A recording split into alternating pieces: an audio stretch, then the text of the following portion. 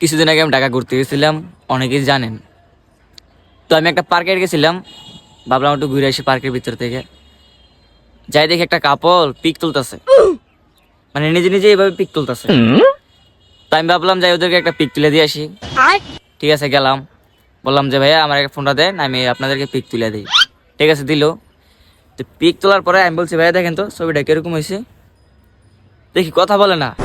যদি সুন্দর হয় তাহলে এরকম বলে, আর যদি বেশ সুন্দর হয় তাহলে এরকম বলে। আমি বুঝতেছি না এরকম কি লেগে করতেছে। তারপরে ওনার ওয়াইফের কাছে গেলাম, তারপর বললাম যে আপু দেখেন তো পিকটা কিরকম হয়েছে।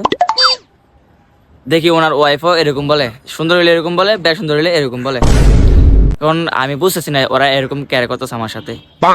তা আমার আর কি ছবি তুলে দিয়ে আমি আইসা বললাম। তারপর আসার সময় একজনকে জিজ্ঞাসা করলাম যে ওরা কথা বলে না কেন। তো উনি বললো যে ওরা তো বোবা, কথা বলবো কেমনে। তো আপনাদের কাছে আমার একটা প্রশ্ন, যদি ওরা বোবা হয়ে থাকে তাহলে বিয়ের সময় কবুল বলছে কিভাবে? আমার মায়ের ধরে না গাইস, আপনারা কমেন্ট বক্সে বলেন।